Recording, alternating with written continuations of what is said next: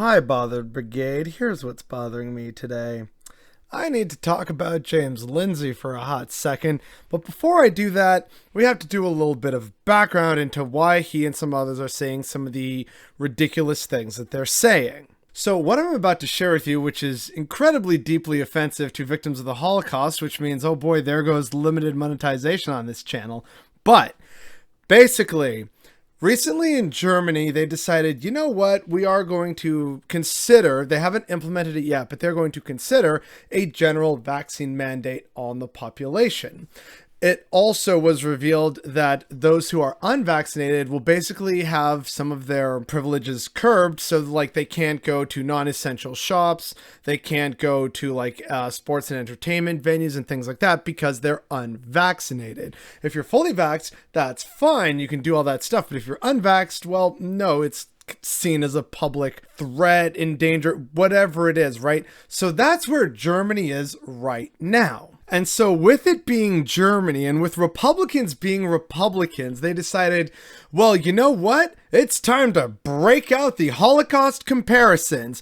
And many of them have been doing so for the past week or so. It's just, oh, see, that's how it starts. It's just like the Holocaust. Marjorie Taylor Greene got in trouble for this a while ago, if people remember, where she was saying a vaccine mandate and wearing a mask is exactly like the Holocaust.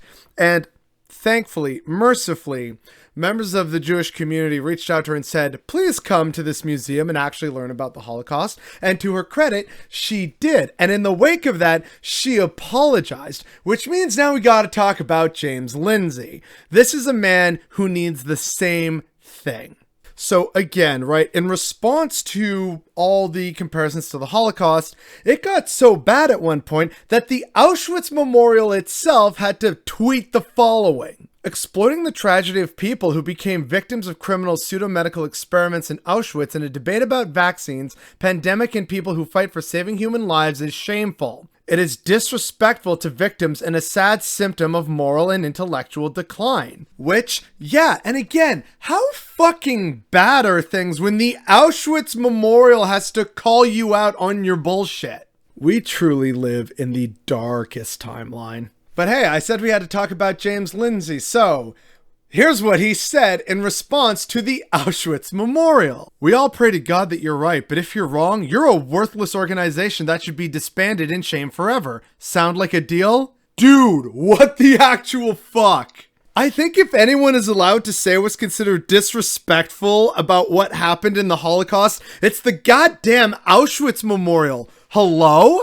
Like, who are you trying to impress? This doesn't make you look like a free thinker or, edgy. This just makes you look like a spectacular cosmic jackass. And unfortunately, folks, I wish it ended here, but there's an unfortunate update today as of recording. Most people, right, would have said, oh, you know what? Maybe I'm tweeting too much. I need to go out and touch some grass or, take a walk in the snow because it's winter here in Canada.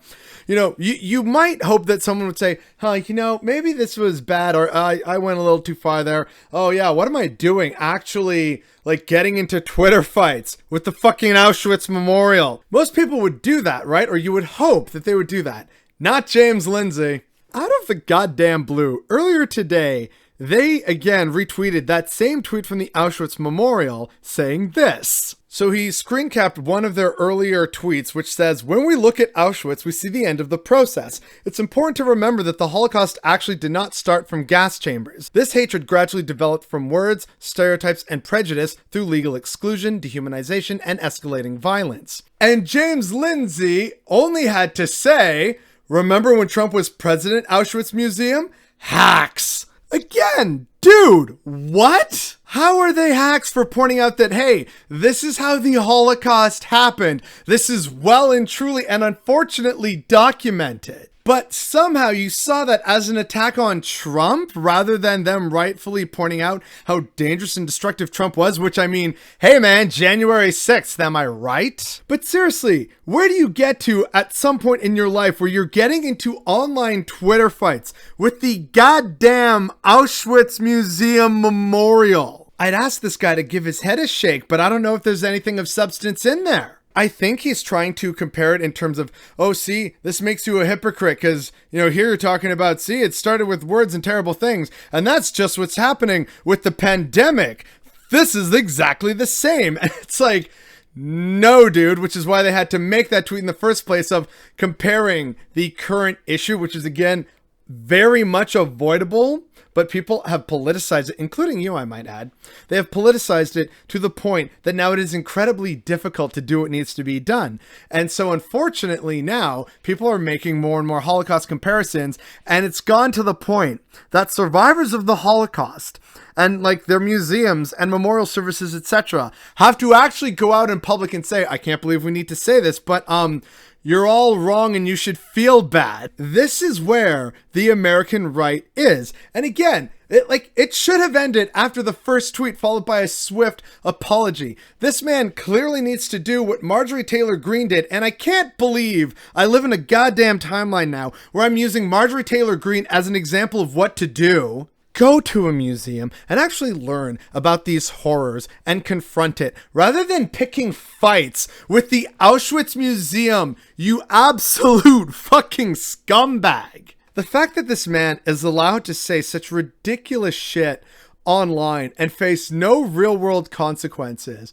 all while basically getting into a Twitter fight with, again, the Memorial Museum for some of the worst atrocities known to mankind in recorded history. And you're picking fights with this organization over things that they're saying that are objectively true and verifiable. You absolute ghoul. This man exists and he's collecting a paycheck. Hell, I think he qualifies as a public sector employee. This is so ridiculous, but unfortunately, he's not the only one. There are many more terrible people like this out there, and they're saying these terrible things, and he has a big platform, and there are plenty of people who support him, which means they also probably support a lot of these terrible notions, which in light of everything really makes you wonder where the American right is. And it's definitely nowhere in the correct trajectory. It is beyond parody. It is absolutely absurd. It is also just frankly disgusting and offensive, and it is definitely what's bothering me today.